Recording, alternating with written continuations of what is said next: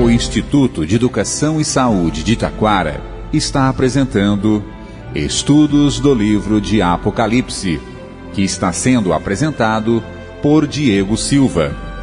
Essas aulas foram ministradas aos alunos do IEST em 2009. Hoje nós vamos estudar Apocalipse 9 e 10. Vamos abrir em Apocalipse capítulo 9. Nesse capítulo nós temos a quinta e a sexta trombeta.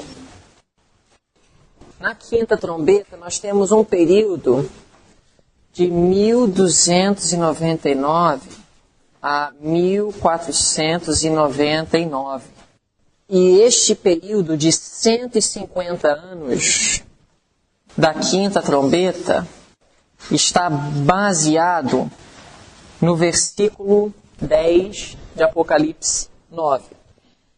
E tinham caudas semelhantes à dos escorpiões, e aguilhões nas suas caudas. E o seu poder era para danificar os homens por 5 meses.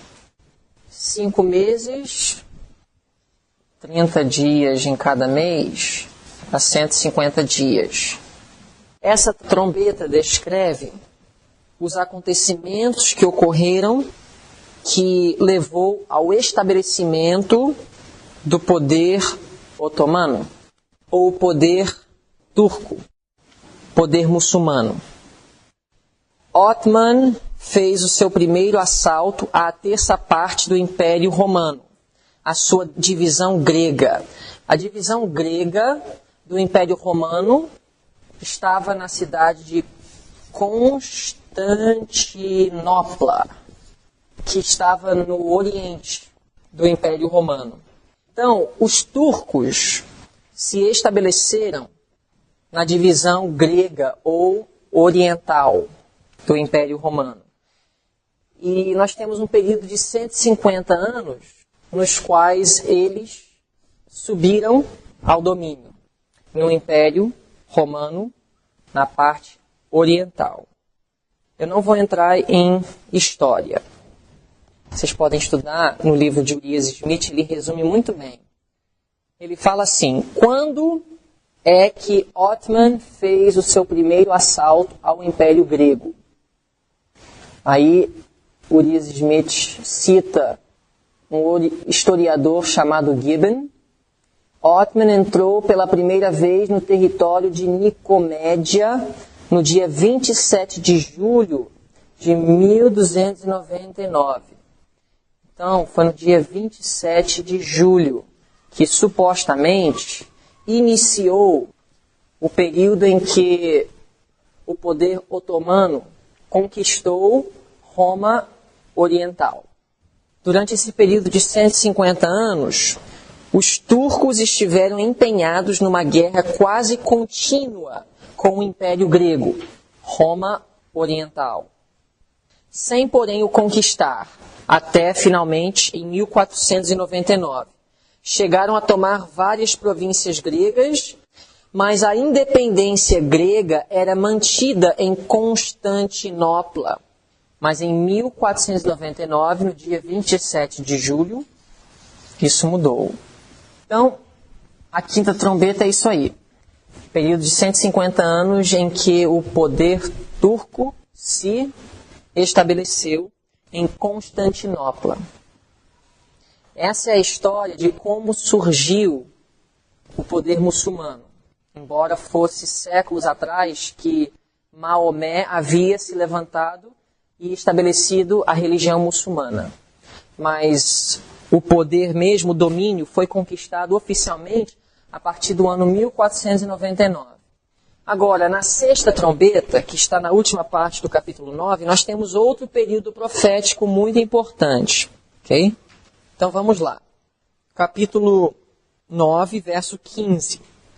Outro período profético que estabelece a sexta trombeta, que foi do ano 1449 até o ano de 1840. Nós temos o seguinte período. descrito no verso 15. E foram soltos os 4 anjos, que estavam preparados para a hora e dia e mês e ano, a fim de matarem a terça parte dos homens. Vamos fazer o cálculo. E esse cálculo aqui não é novo dentro da Igreja Adventista do Sétimo Dia. Martinho Lutero fez esse cálculo, Guilherme Miller, muitos outros homens. Antes de 1844, antes do estabelecimento da Igreja Adventista do Sétimo Dia, tinham identificado esse período da sexta trombeta com esse de 1449 a 1840.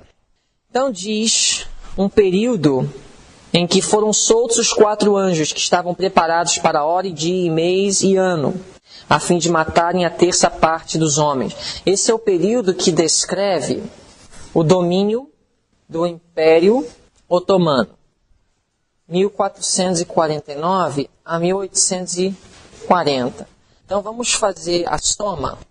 Primeiro, 1 hora profética.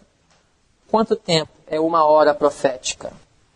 15 dias. Nós já fizemos esse cálculo quando estudamos o texto que houve um silêncio no céu, meia hora. Meia hora é 7 dias e meio, né? Então, nós temos 15 dias. Aí nós temos um dia profético. Quanto tempo? Exatamente 1 ano literal. Aí nós temos um mês profético. 30 dias dá quanto em anos literais? 30 anos. E um ano, quantos dias nós temos em um ano? 360 dias dá exatamente 360 anos. Então nós temos 391 anos e 15 dias. Se foi no dia 27 de julho, que marcou o fim da 5ª trombeta, e o início da sexta, que caracterizou o período de domínio do Império Otomano em Constantinopla. Então, se nós formos somar 391 a 1449, nós vamos chegar a 1840. E 15 dias depois de 27 de julho, daqui dia? 27 de julho, 15 dias depois, dá 11 de agosto.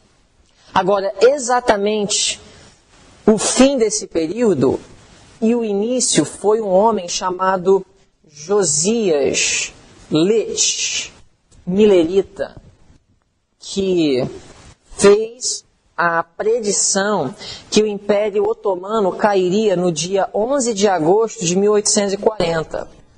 Embora outros homens, como Martinho Lutero e outros reformadores e outros protestantes, tinham a compreensão que seria um período de 391 anos e 15 dias, foi Josias Litch que encontrou a data do começo desse período, 27 de julho de 1449.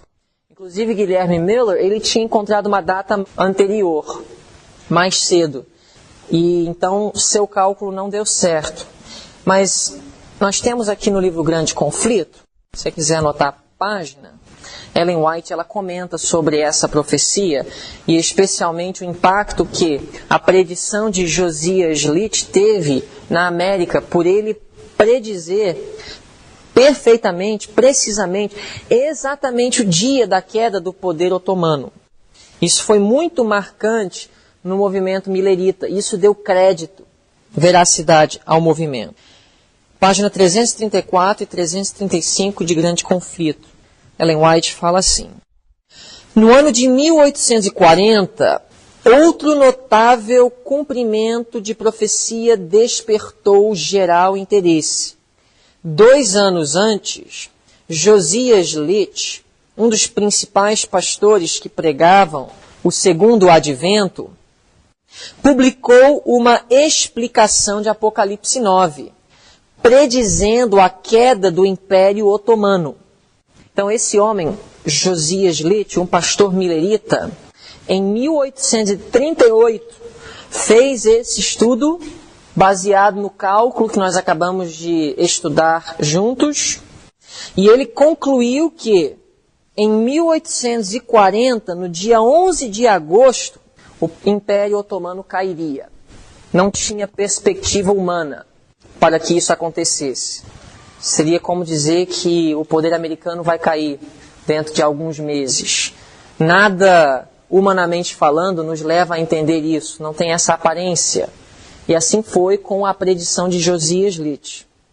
Segundo seus cálculos, esta potência deveria ser subvertida no ano de 1840, no mês de agosto, e poucos dias apenas antes de seu cumprimento, ele escreveu: admitindo que o primeiro período, 150 anos, Josias Litt falando, Ellen White citando Josias Litt, se cumpriu exatamente antes que Deacoses subisse ao trono com permissão dos turcos, e que os 391 anos, 15 dias, começaram no final do primeiro período, terminará no dia 11 de agosto de 1840, quando se pode esperar seja abatido o poder otomano em Constantinopla. E isto, creio eu, verificar-se-á ser o caso. Aí Ellen White fala: no mesmo tempo especificado, a Turquia, por intermédio de seus embaixadores, aceitou a proteção das potências aliadas da Europa, e assim se pôs sob a direção de nações cristãs. O acontecimento cumpriu exatamente a predição. Quando isto se tornou conhecido, multidões se convenceram da exatidão dos princípios de interpretação profética adotados por Miller e seus companheiros, e maravilhoso impulso foi dado ao movimento do advento. Homens de saber e posição uniram-se a Miller, tanto para pregar como para publicar suas opiniões, e de 1840 a 1844, a obra estendeu-se rapidamente.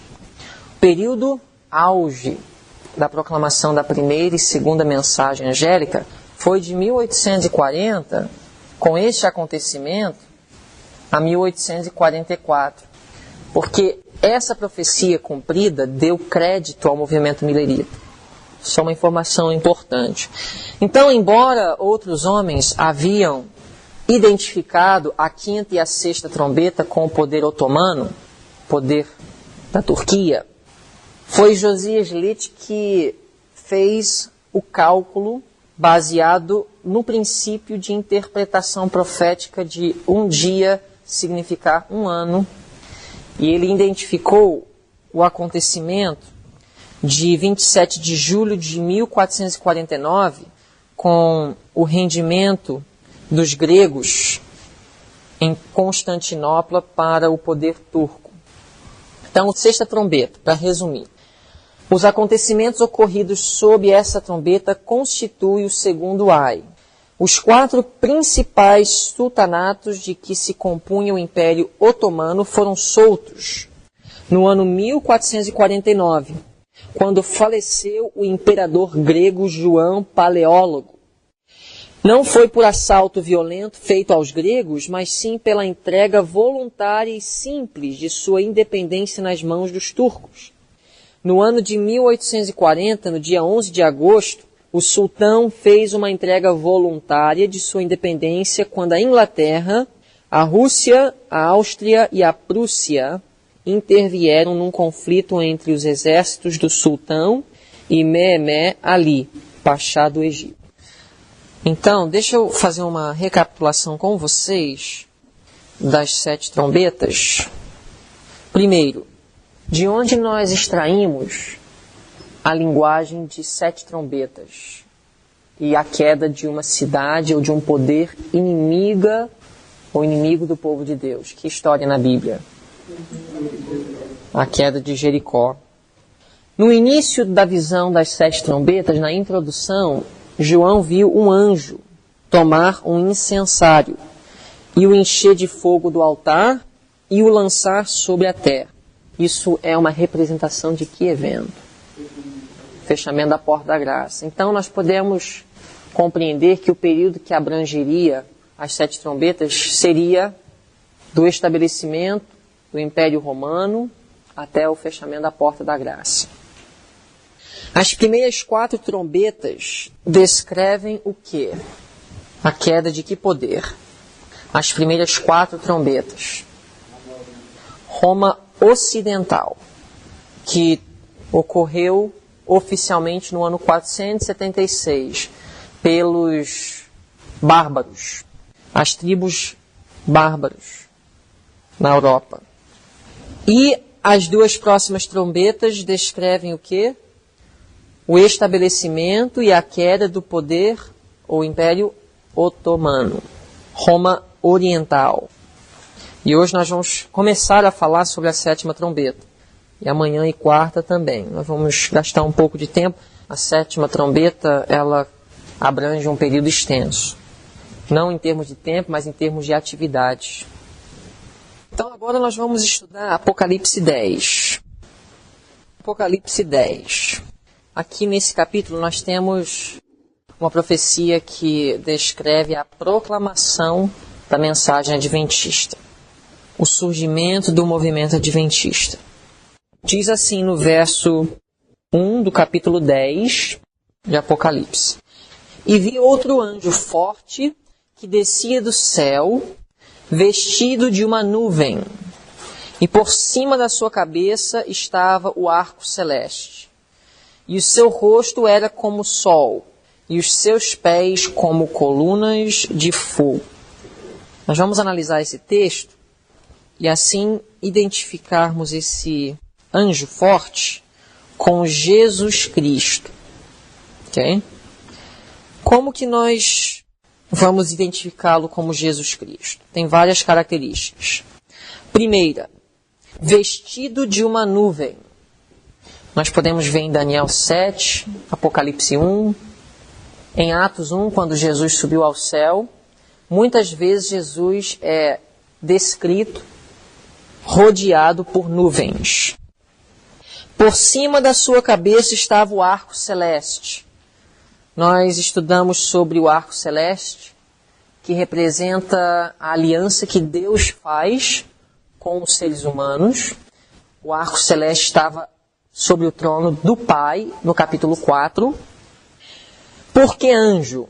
Anjo significa mensageiro. Jesus tem uma mensagem que ele vai comunicar. O seu rosto era como o sol. Em Apocalipse 1, nós vimos o rosto de Jesus como o sol, no verso 16 de Apocalipse 1. E os seus pés como colunas de fogo. Agora, no capítulo 1, não fala que os seus pés estavam como colunas de fogo, mas diz que os seus pés estavam semelhantes a latão reluzente, como se tivessem sido refinados numa fornalha. Parecido à descrição. E os seus pés como colunas de fogo. Agora, existe alguma coisa nesse texto que nos aponta para alguma história do Antigo Testamento? Ok, nós temos o arco no dilúvio, mas a descrição de Cristo em si, nós vemos Jesus com uma descrição parecida com essa em outro lugar da Bíblia? Vamos abrir em Êxodo 13, 21. E o Senhor ia adiante deles. O Senhor Jesus. Nós sabemos, baseado em patriarcas e profetas. De dia, numa coluna de nuvem para os guiar pelo caminho. E de noite, numa coluna de fogo para os iluminar, para que caminhassem de dia e de noite. Aqui em Apocalipse 10, nós temos um paralelo com o Êxodo.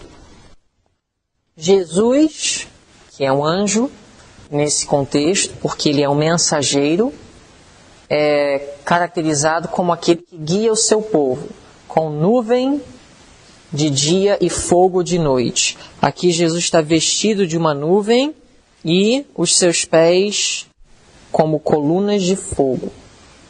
Então nós temos aqui uma profecia do Êxodo, o povo de Deus saindo do Egito rumo à Canaã celestial. É isso que nós temos aqui em Apocalipse 10. Verso 2. E tinha na sua mão um livrinho aberto. Qual seria o oposto de um livro aberto em Apocalipse? Selado. Se o livro está aberto é porque ele não está selado.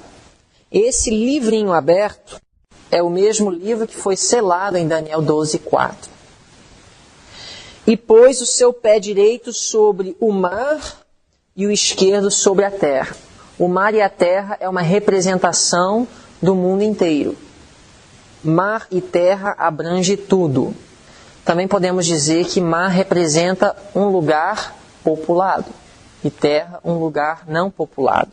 Ou seja, o mundo velho e o mundo novo. Mostrando talvez a abrangência dessa mensagem.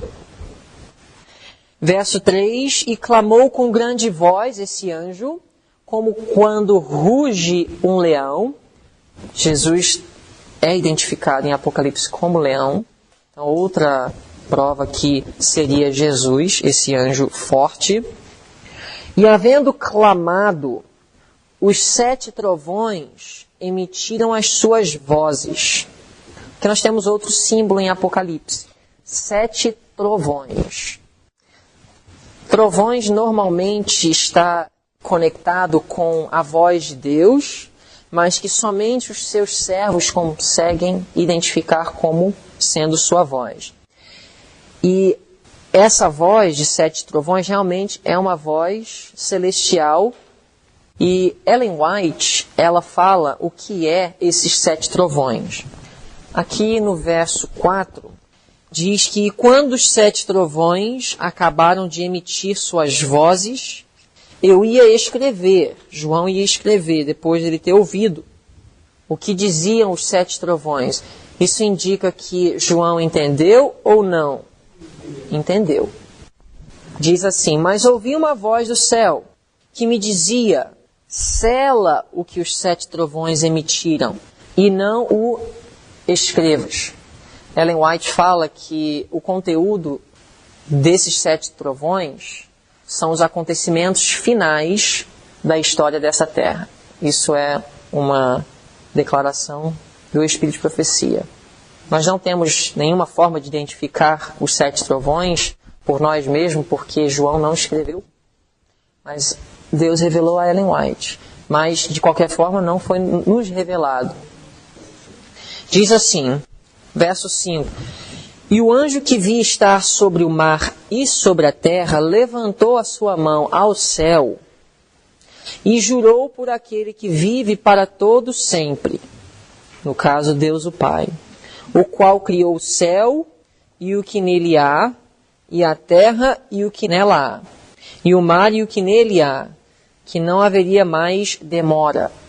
Esse não haveria mais demora, outra palavra que poderia ser traduzida da palavra grega, que é traduzida demora aqui em Apocalipse 10, seria tempo.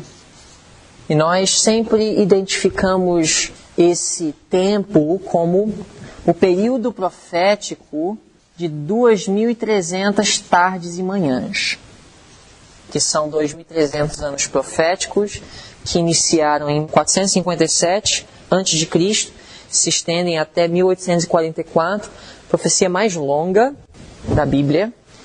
E no caso, o que Deus está revelando através dessa expressão, não haverá mais tempo, que depois desse período profético, não haveria mais um período profético que determinaria os últimos acontecimentos. De 1844 para frente, o que vai acontecer não vai depender de nenhum período profético. Vai depender do que acontece no céu e na terra. O que acontece na igreja e o que acontece no santuário celestial. Não haverá mais tempo. Não haverá mais tempo. Não haveria mais período profético. Jesus não podia ter voltado antes de 1844. Jesus não podia ter voltado antes de 1798, porque havia tempo, períodos proféticos que precisariam se cumprir. Mas a partir de 1844, os acontecimentos finais não dependem mais de tempo, dependem agora de o povo de Deus. Nós vamos ver isso mais na frente. Verso 7 diz assim, Apocalipse 10, 7. Mas nos dias do sétimo anjo, primeira vez que o sétimo anjo e a sétima trombeta é mencionada, quando tocar a sua trombeta, se cumprirá o segredo de Deus, como anunciou aos profetas, seus servos. Ok, talvez o verso 7 seja o mais importante do capítulo. Nós vamos deixar esse ponto por último. Nós vamos identificar o que é o segredo de Deus, que é dito aqui em Apocalipse 10, será cumprido o segredo de Deus, que Deus anunciou através dos profetas durante o período da proclamação da sétima trombeta. Deixa eu só passar para vocês o seguinte. A sétima trombeta começou a soar no ano de 1844, com o estabelecimento da Igreja Adventista do Sétimo Dia, a proclamação das 3 mensagens angélicas. O clamor do Oriente que perturba o Rei do Norte. Quem lembra Daniel 11? Lembra do clamor do Oriente que perturba o Rei do Norte? Ou seja, a sétima trombeta é a última que vai causar, uma vez para sempre, a queda dos reinos humanos, especificamente, Roma Papal. Terminará com o final do sacerdócio de Cristo, a última cena antes dele possuir seu reino. Os acontecimentos sob o toque da sétima trombeta, que constitui o terceiro ai, estão relacionados com a transferência dos reinos dos poderes terrestres para aquele que tem o direito de reinar, que é Cristo.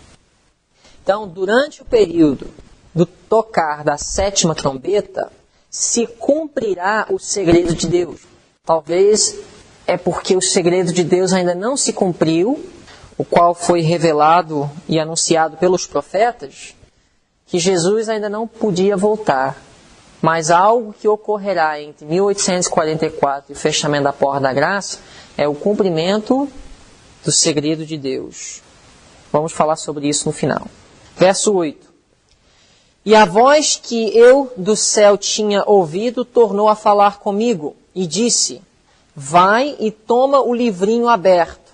No caso, o livro de Daniel, e especialmente a seção que foi selada. Daniel 12:4, que falava do selamento do livro, especialmente o que dizia respeito à profecia de 2.300 tardes e manhãs. Vai e toma o livrinho aberto da mão do anjo que está em pé sobre o mar e sobre a terra. E aí, verso 9, João diz, e fui ao anjo, dizendo-lhe, dá-me o livro, ou o livrinho. E ele disse-me, toma-o e come-o. E ele fará amargo o teu ventre, mas na tua boca será doce como mel. Vamos entender o que significa comer um livro na Bíblia. Ezequiel capítulo 3. Essa linguagem aqui do verso 9, que nós acabamos de ler, ela é extraída do capítulo 3, verso 1, de Ezequiel. Depois me disse, filho do homem, falando a Ezequiel, come o que achares, come este rolo, e vai, fala à casa de Israel. O que significa comer ou ingerir um livro? Nós sabemos que é uma linguagem profética. Estudar, compreender, e aí depois vai, fala à casa de Israel. Aí no verso 2 diz assim, então abri a minha boca e me deu a comer o rolo.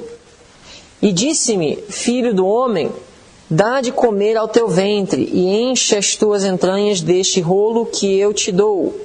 Então o comi, o rolo, e era na minha boca doce como mel. O que seria doce como mel? O que significaria o livro ser doce como o mel. O conteúdo foi agradável, foi compreendido, foi anunciado, mas agora no capítulo 10 de Apocalipse fala que na boca foi doce, mas no ventre foi o quê? Amargo. Qual seria o oposto de amargo? Seria a falta de compreensão e uma decepção ou um desapontamento. Vocês também podem comparar Jeremias 15:16. Também fala de comer o livro. Está vendo como a linguagem de Apocalipse é extraída do Antigo Testamento? Verso 10. E tomei o livrinho da mão do anjo e comi-o. E na minha boca era doce como mel, e havendo-o comido, o meu ventre ficou amargo. E ele disse-me: importa que profetizes outra vez a muitos povos e nações e línguas e reis. O verso 11 está se referindo ao que aconteceria depois do grande desapontamento. O povo adventista voltaria, os que sobrevivessem o desapontamento, a profetizar a povos, nações, línguas e reis. Então nós vamos dedicar a última parte do período hoje ao segredo de Deus. Porque depois do cumprimento do segredo de Deus, a 7ª trombeta deixará de ser proclamada. Vamos ler mais uma vez o verso 7. Mas nos dias da voz do 7º anjo, quando tocar a sua trombeta, e tocar essa trombeta está ligado com profetizar outra vez do verso 11.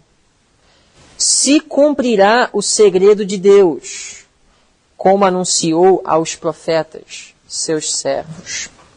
Essa expressão segredo, ela é traduzida em outras partes do Novo Testamento. A palavra grega que é traduzida segredo aqui, é traduzida em outros lugares como mistério.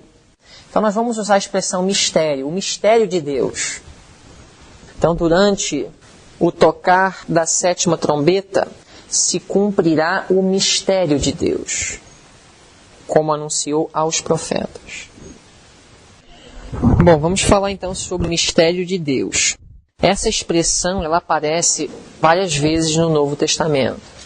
É algo específico. Não é apenas uma coisa subjetiva, é objetiva. O mistério de Deus.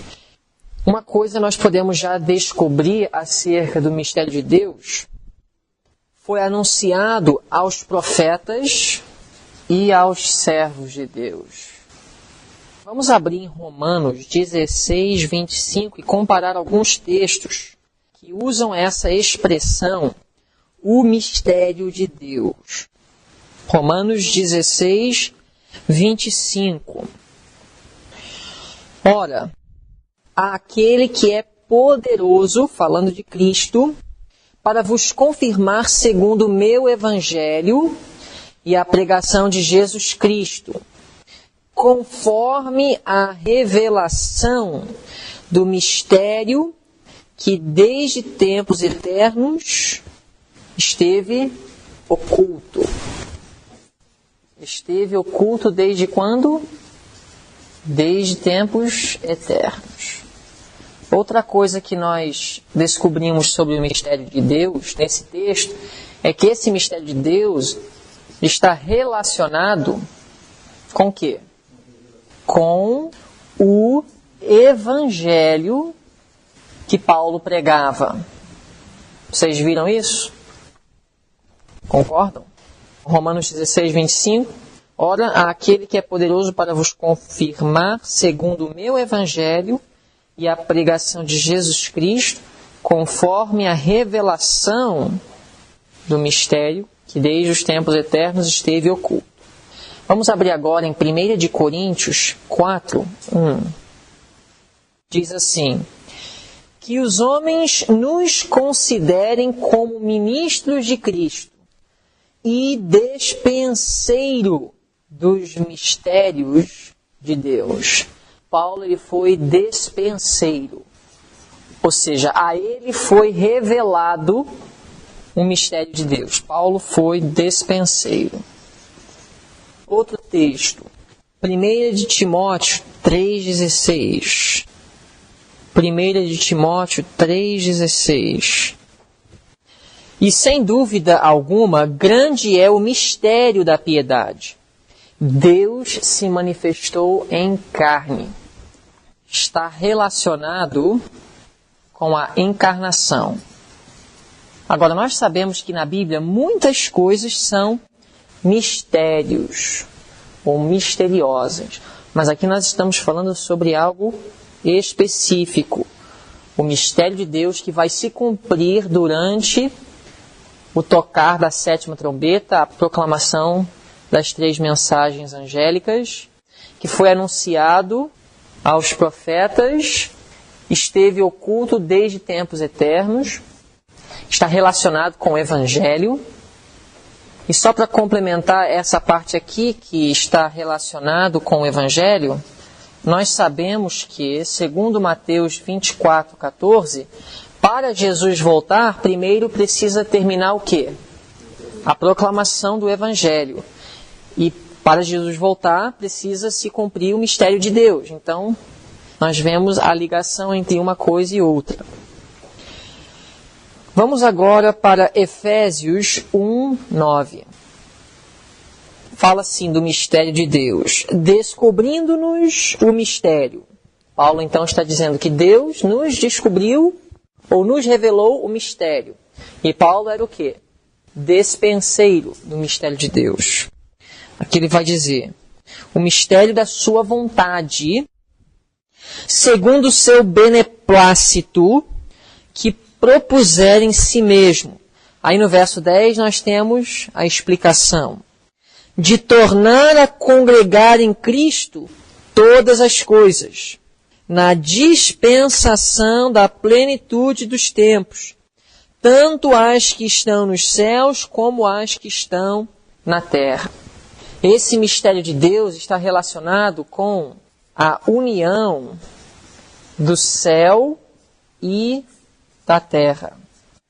É como se para o céu e a terra se unir novamente, a família da terra, a igreja de Deus aqui, para que ela possa ser agregada no céu pela família celestial, precisa se cumprir a vontade de Deus, que é o seu mistério. É um mistério, como Deus pode redimir uma raça caída e voltar a uni-la com a família celestial. Efésios 3:9. E demonstrar a todos qual seja a comunhão do mistério, que desde os séculos esteve oculto em Deus, que tudo criou por meio de Jesus Cristo. Então, esse texto confirma o que nós já tínhamos lido, que este mistério esteve oculto desde tempos eternos. Isso nós lemos em Romanos 16:25. Então nós podemos ver que realmente é o mesmo mistério. E essa linguagem é parecida com aquela que diz que Jesus é o Cordeiro de Deus, que foi morto desde quando? A fundação do mundo. Ou seja, estamos falando de algo que já existia na mente de Deus. O plano da salvação.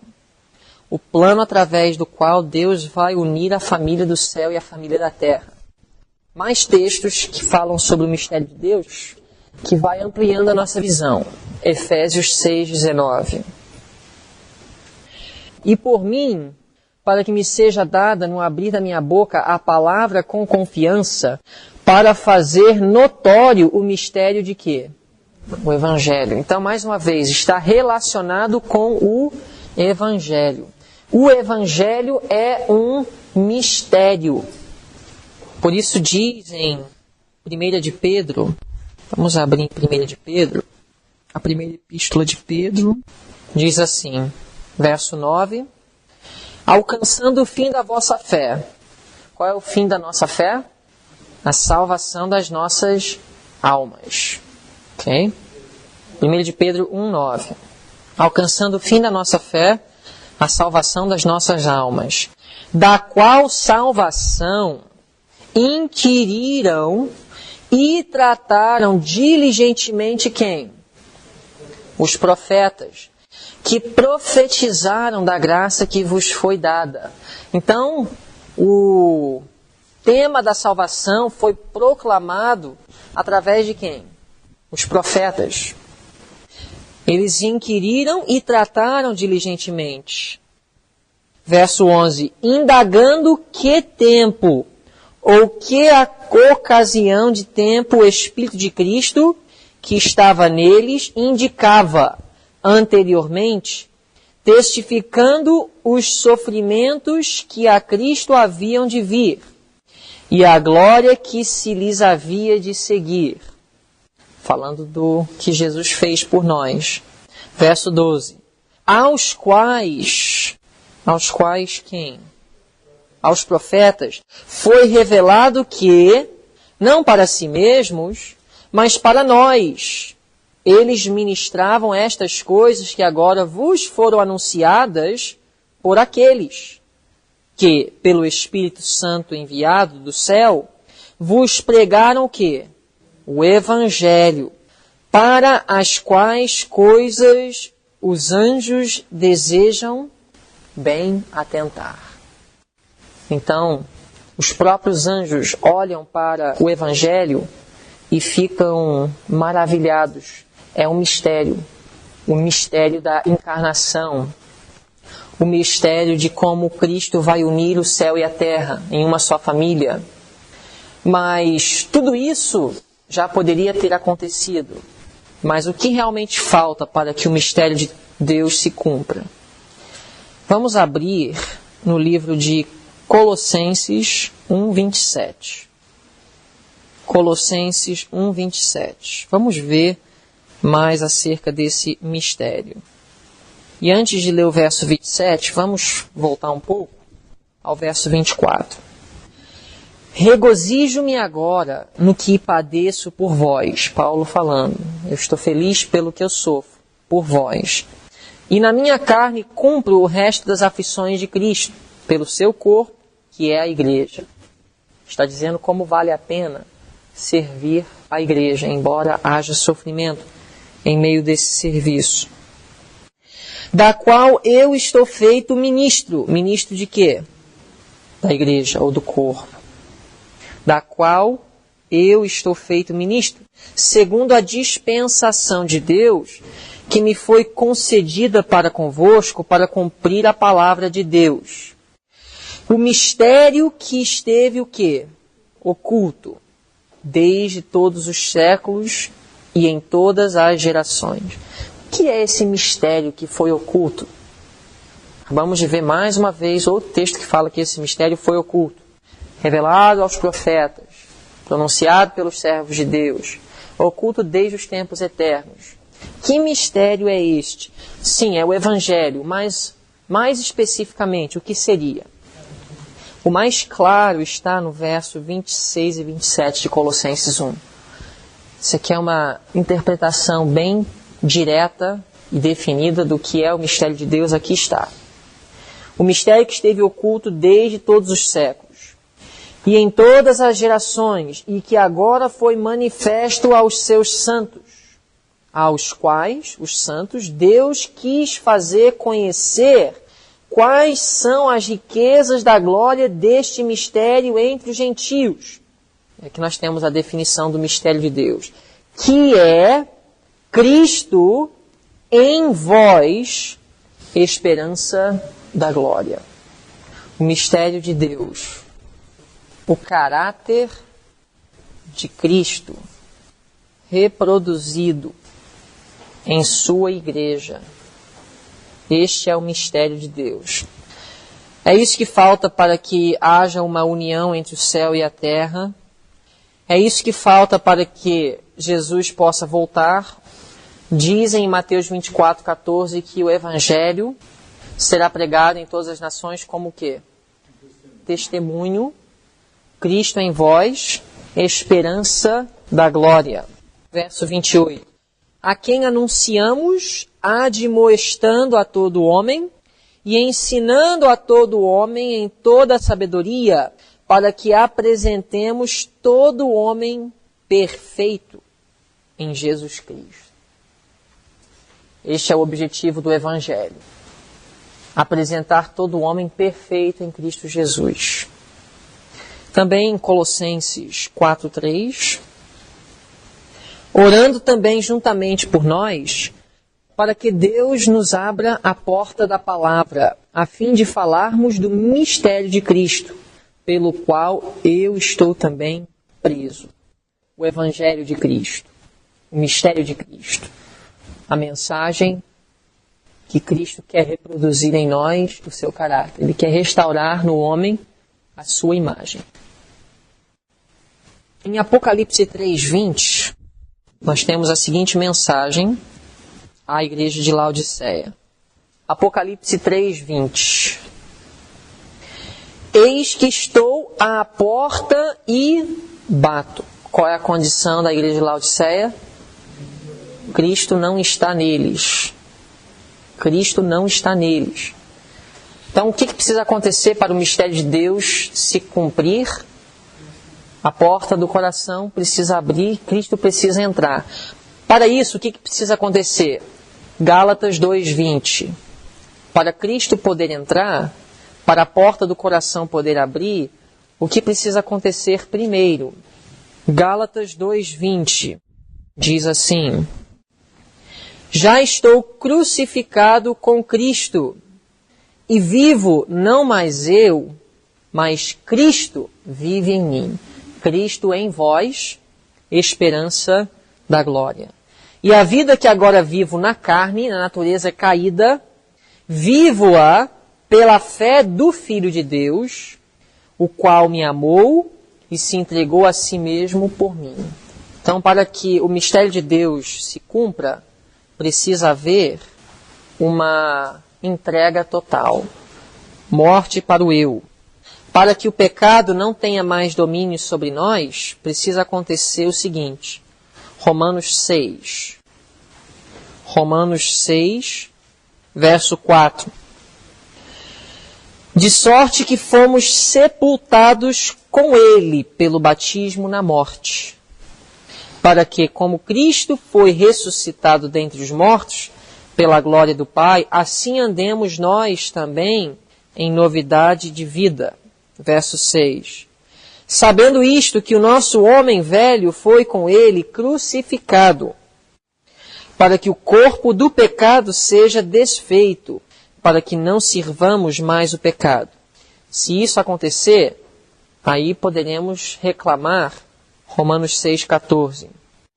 Porque o pecado não terá domínio sobre vós, pois não estáis debaixo da lei, mas debaixo da graça. Cristo em vós, esperança da glória. Vamos abrir em João 17:22.